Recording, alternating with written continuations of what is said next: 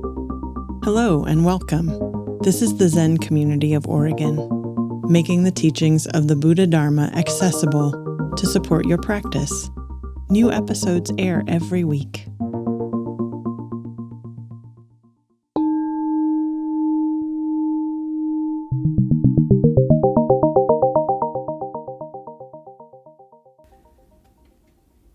So we're continuing with a summer read of The Hidden Lamp, stories from 25 centuries of awakened women.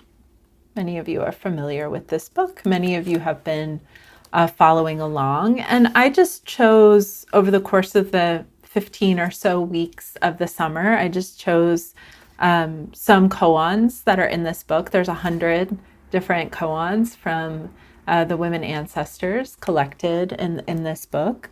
And we have explored about 13 of them. We have a few more weeks, 2 more weeks, 3 more koans. And today is case 58, and this is called the Goddess's Transformations. It's taken from the Vimalakīrti Sūtra. And it's just a section of the interaction between Shariputra and the goddess. So I'll read the koan and then I'll talk a little bit about this koan, this story, and then we'll do a little bit of koan exploration together. The person who wrote the commentary to this koan, for those of you who are following along in the book, or even if you're not, it's Chōzen Roshi. So it starts. A goddess met the Arhat Shariputra, and they began to converse. He was impressed with her great wisdom, but he wondered why she continued to be female, since surely being male would be preferable. He asked, "Why don't you transform yourself out of your female state?" The goddess said, "I have looked for the innate characteristics of the female form to no avail. How can I change them? If a magician created the illusion of a woman, would you ask her, 'Why don't you transform yourself out of your female state?'" Shariputra replied, "No, such a woman would not really exist, so what would there be to transform?" The goddess said, "Just so, all things do not really exist. So how can you ask something that doesn't exist to change its form?"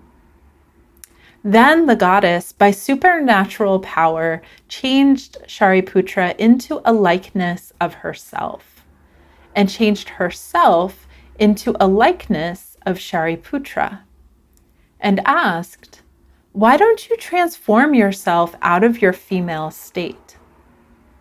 Shariputra cried, "I no longer appear in the form of a male. My body has changed into a woman's body. I don't know what to transform." She replied, "Just as you are not really a woman but appear to be female in form, all women appear to be female in form but are not really women. Therefore, Buddha said that all beings are not really men or women." Then she changed Shariputra back into his own form and asked, "And where is your female form now?" So that's our koan. And I want to talk a little bit about the Vimalakīrti Sūtra and just the context for where this interaction is arising. So the Vimalakīrti Sūtra is part of the Mahayana sutras. So many of you know, and this is just a very brief dip into talking about the history of Buddhism, but many of you have heard of the 3 turnings of the wheel.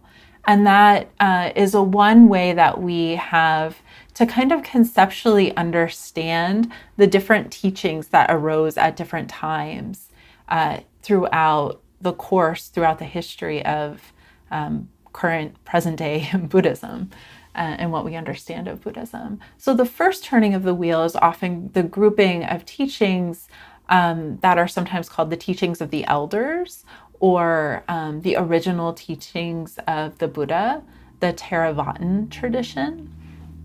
And those can trace their roots back to the Pali Canon. So the time that the Buddha was walking this earth and teaching, that's the group of teachings that we sometimes call the first turning of the wheel. And the second turning of the wheel emerged 200 to 500 years after the original teachings of the Buddha. And this is something weird, like we now 2,500-ish years after the Buddha are looking back and cataloging this history that wasn't so linear and so defined. It wasn't like, okay, now we're in the Mahayana and everybody agrees that this is the Mahayana. It was much more organic, like all things, like all ways that things change and transform. Like it was much more organic. So even the collections of sutras that we call the Mahayana, and the Vimalakīrti very much falls into this, it's still the Mahayana trying to figure out what it is. And so the teachings that are emerging that we call the Mahayana are somewhat in a kind of reaction or conversation or fleshing out of the original teachings of the Buddha and how they're being practiced at that time. So after the Buddha died, and hundreds of years after the Buddha died, there became this monastic elite. And even though the original teachings of the Buddha never said that only men can become enlightened and only ordained men and only people who are following these 200 or so rules that are laid out in the Vinaya, only these people can become enlightened.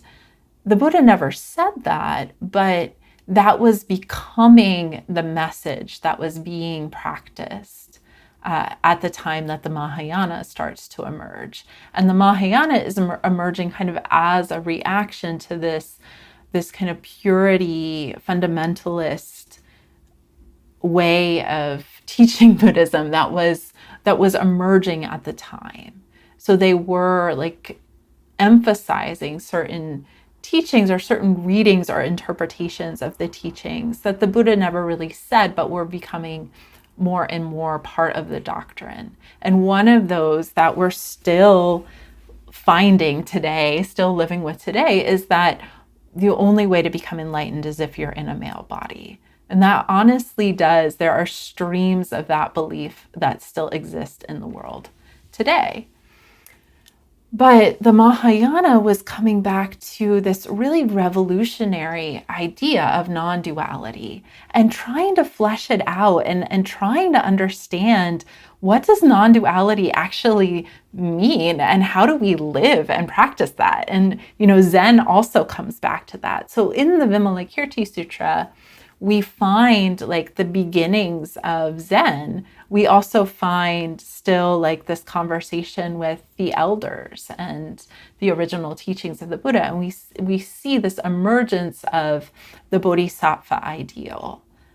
So another reaction that the Mahayana was having, or another conversation that the Mahayana was having, was this idea that to become awakened means to go off into nirvana, to transcend the suffering of the world. And from the teaching, from the spirit of non-duality, there was this appreciation that this is awakening. This life is awakening, no matter what manifestation, no matter if you're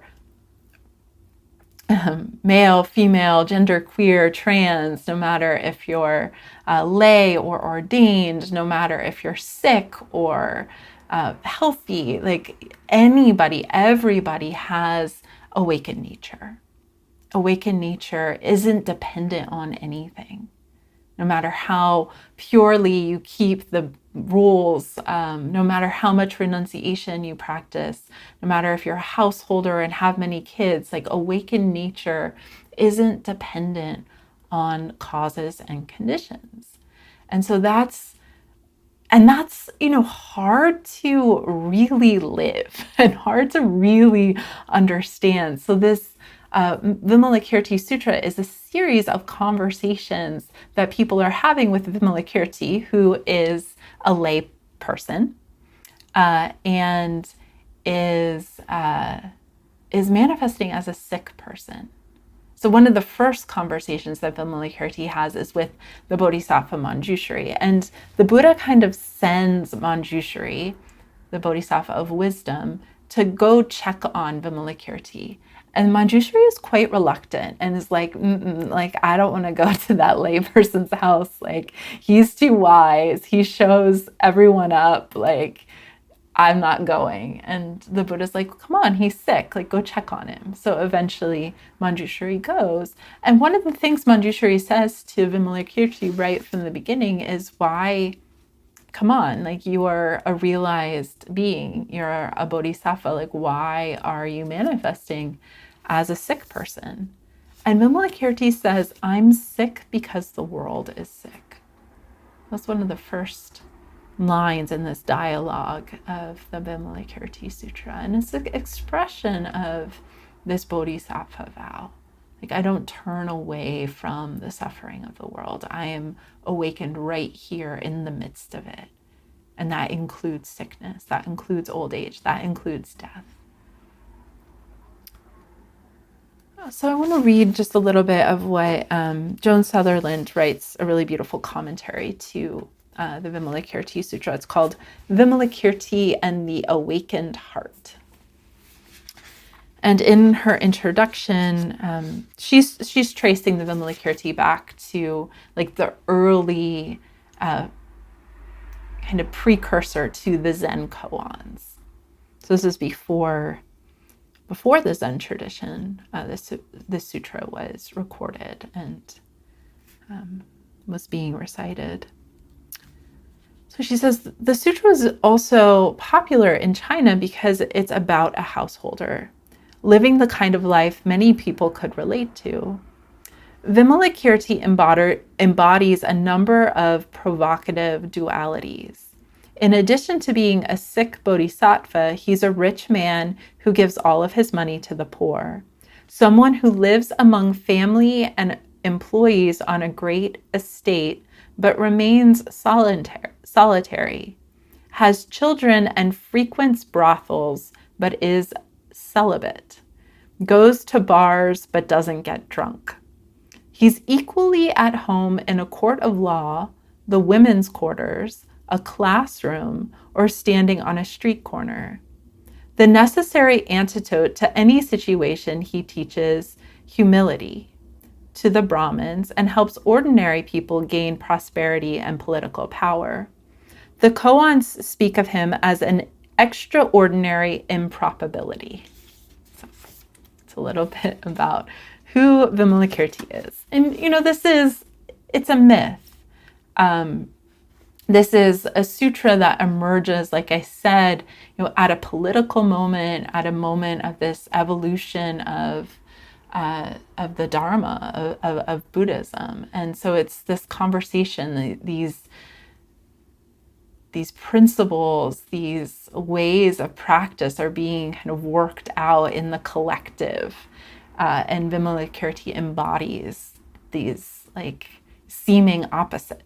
And so that's really very much why the koan tradition traces its roots back to Vimalakīrti, because so much of what we're doing in the koans is we're being asked to hold this tension of opposites. And, some teachers say, and find the third thing. But Chōzen says it differently. So I want to read a little bit from Chōzen's commentary. And this is the first thing she said.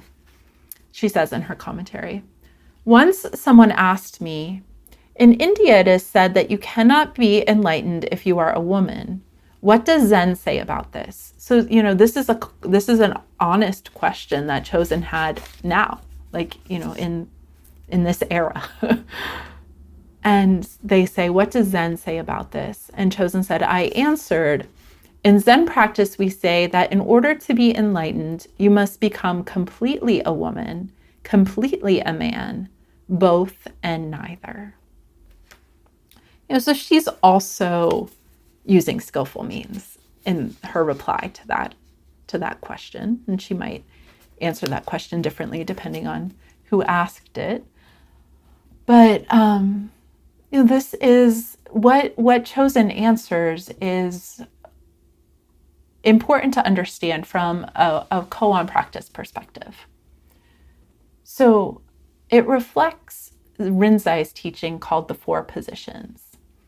And I just want to speak that first. So Rinzai says, sometimes I take away the person and leave the environment. Sometimes I take the environment and leave the person.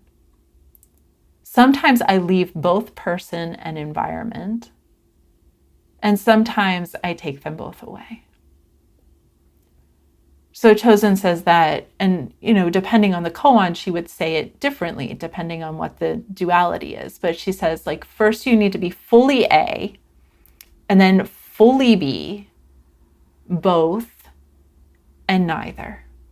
And that's the flexibility that koan practice invites us to be able to take up a position completely.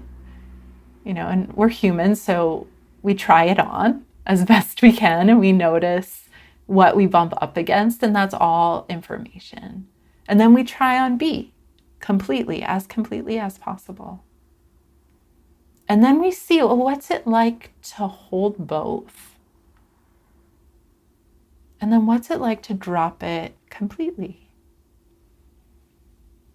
So we've tried this on Monday nights, and some of you might remember, of trying on, and you can do this in interpersonal relationship, right? Trying on the other person's perspective if you're in a conflict. And then trying on your perspective, letting go of their perspective and then trying yours back on. And then see, well, what's it like to hold both? And then what's it like, just as an experiment, to drop it completely?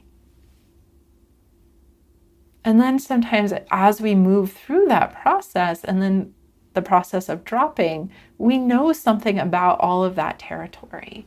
And perhaps have the ability to take whatever position we favored most or felt more like us, we felt like we had more stake in, to take it a little more lightly. To see its empty nature. And that sometimes can give us, better perspective on how to engage, how to make a decision if we need to make a decision. So, another example of this that we've been exploring more recently on Monday nights is, a couple weeks ago we were practicing with the koan mountain, and we were also practicing with the koan mirror. And these are koans that really point us back to qualities of the nature of mind. But they also can be tried on in this 4-position perspective. So if we tried on A, that would be the stillness of the mountain or the clarity of the mirror.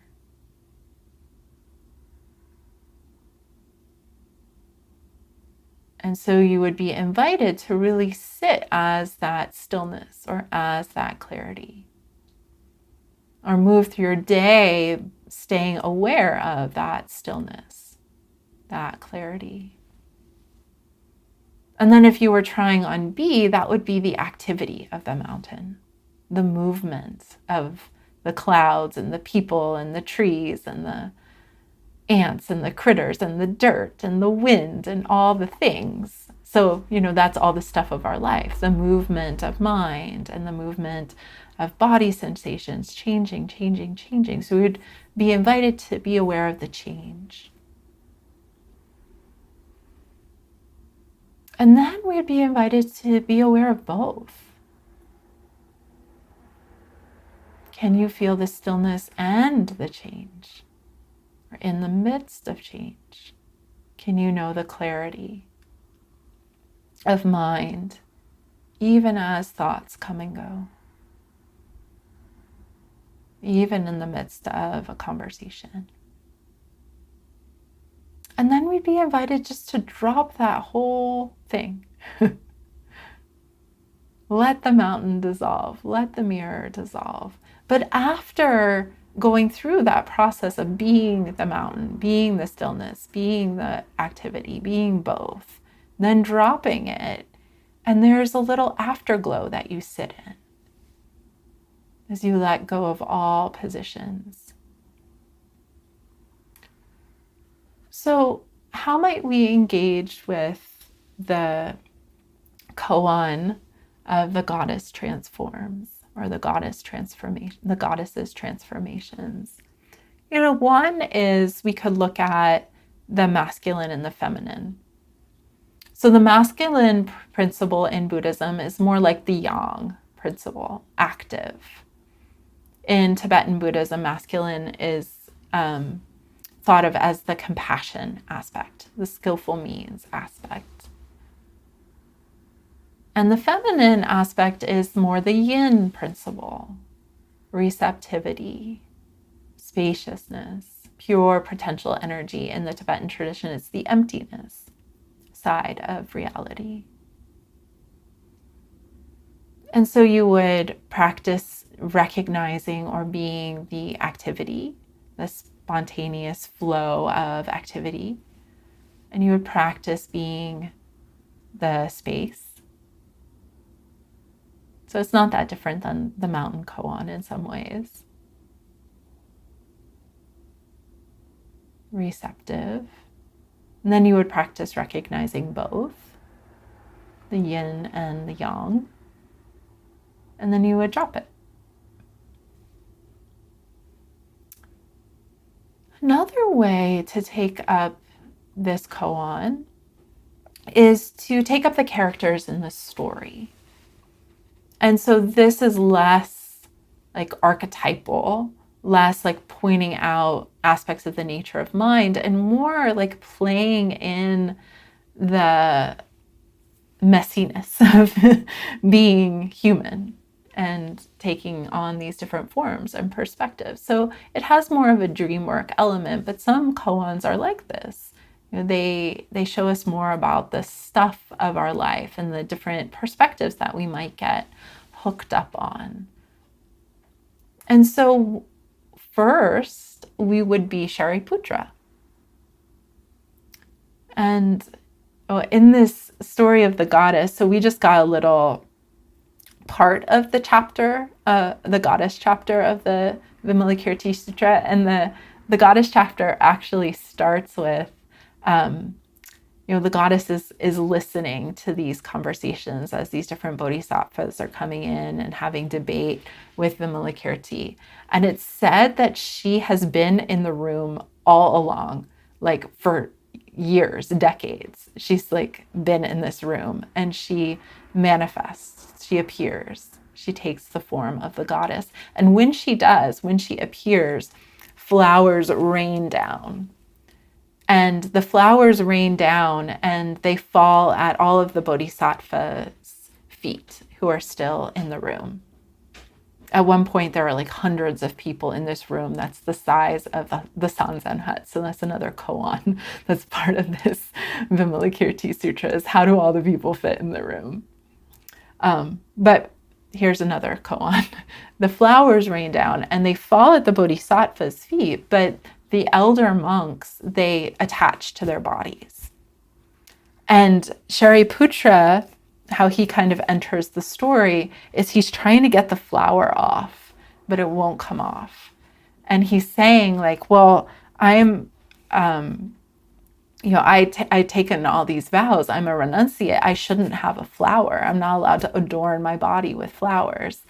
And the goddess kind of gets into a conversation with him about non-duality from that. Like, okay, like it's just a flower. It's causing you so much distress.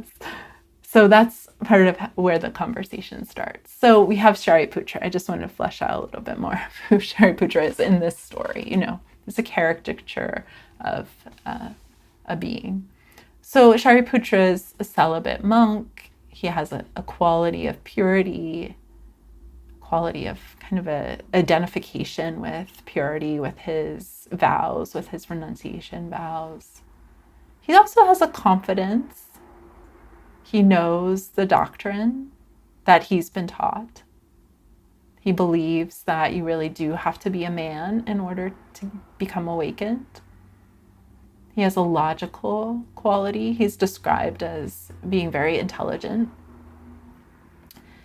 And you might say he's also perhaps the part of us that wants to be right and prove that we're right. He has that quality too. And so, like, calling that aspect of being to mind, and you might notice, like, where you feel more identified with perhaps this character and where you feel very averse to aspects of this character or neutral. You might notice, like, if you were being Shariputra, and this is, you know, part of koan practice is this invitation to really just like let yourself embody that aspect of being, and to notice where we kind of don't want to, like, no, that's not me. Oh, that's curious. So how, if you were being Shariputra right now, like how would you sit or hold your body? Can you let yourself imagine into that? What's the Shariputra stance?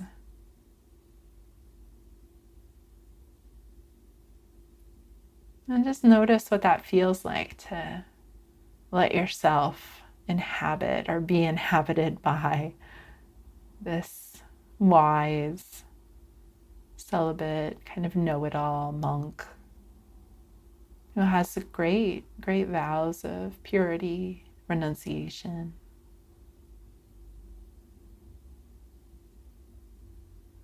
Just how you might look at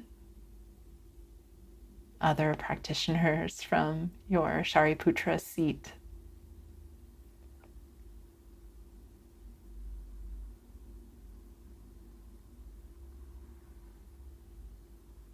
And then be asked to step out of that and see if we can find the goddess.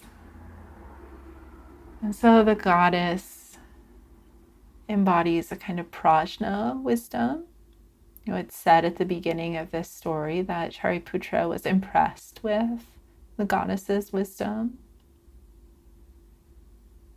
I'm told she embodies a female body. She has a quality of sensualness, like the flowers come down with her and she's interested in them, associated with flowers. She also has a playfulness. You know, she turned Shariputra into a woman. She turned herself into Shariputra. She can shapeshift. She's playful. So a goddess, so there's a quality of royalty, of embodying a kind of royalty, and a bodhisattva ideal. So just see if you can let yourself now move into this more sensual expression, female expression, playful expression of practice. And just notice where there might be resistance to that. And notice if the resistance has a flavor to it. Oh, I'm not supposed to. That's not for me. Or some other voice. And then see if you can find it even just a little bit. Oh, what's this goddess like? What does it feel like to allow the goddess here in you? to be the goddess, to see through her eyes.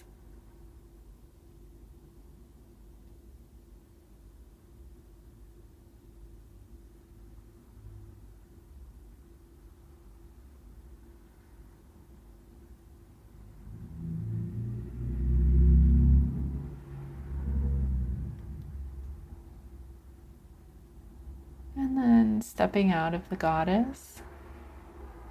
And then see if you can find in your body both. So you now know what Shariputra felt like. You had a little taste of the goddess. What is it like to kind of sit in the middle, to allow them both to be here? Maybe you feel one in one part of your body and one in the other. Maybe there are qualities of each that you can stay in touch with.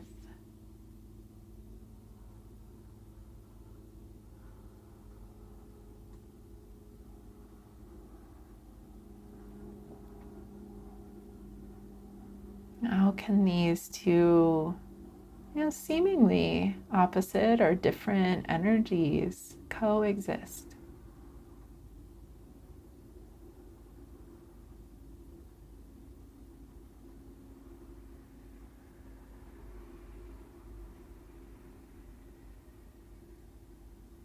And then see if you can step out completely. So maybe like shifting back a little bit and letting them like be in front of you, or just kind of shaking out your body and just imagine energetically just dropping the whole story.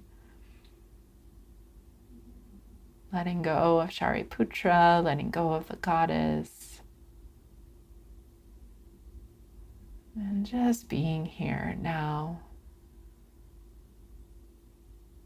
And just kind of noticing what's in the afterglow.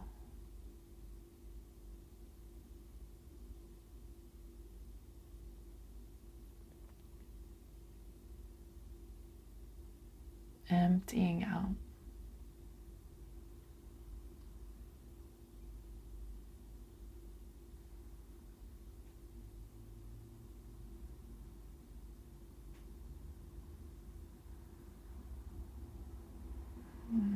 And then you can let yourself, if you were exploring that koan, you can let yourself just shake it out a little bit.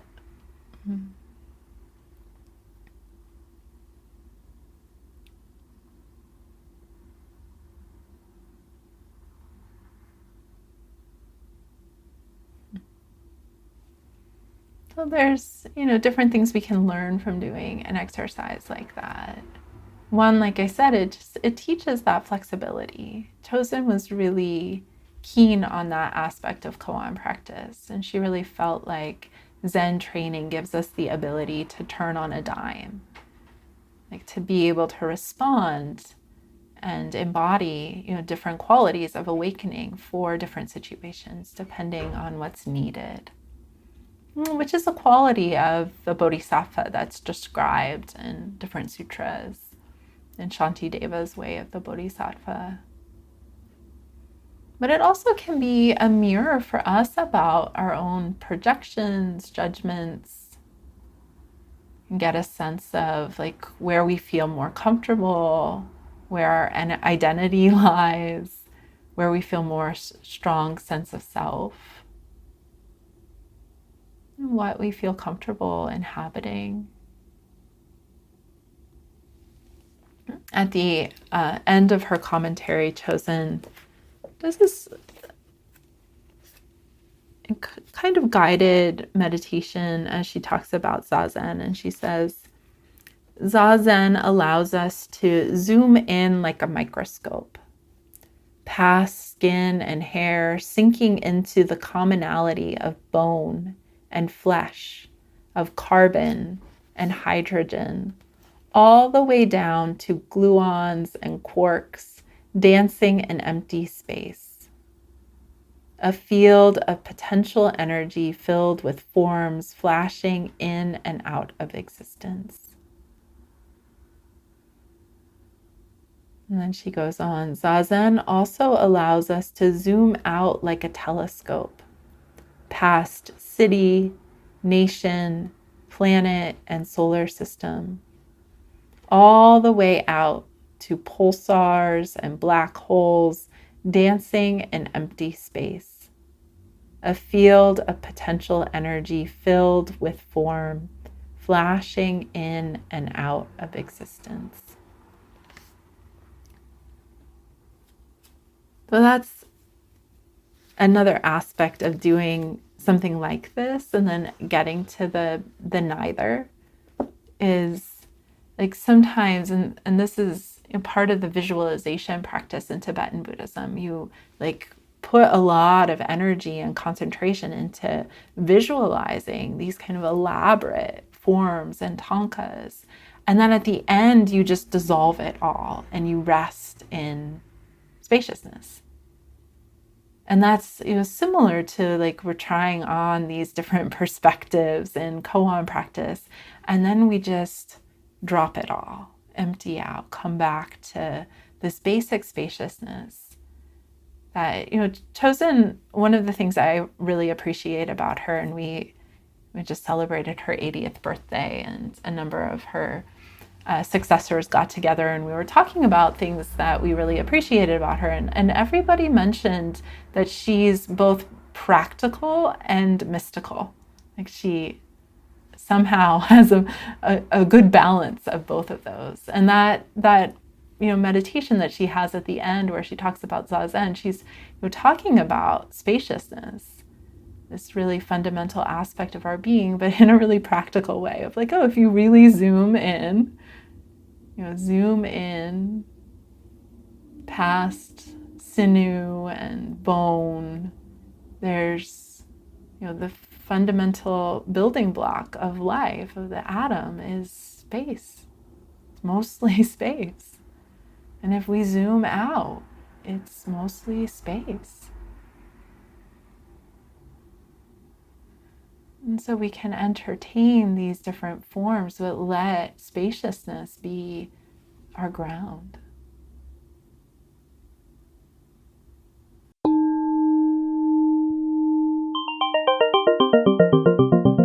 Thank you for listening to the Zen Community of Oregon podcast, and thank you for your practice.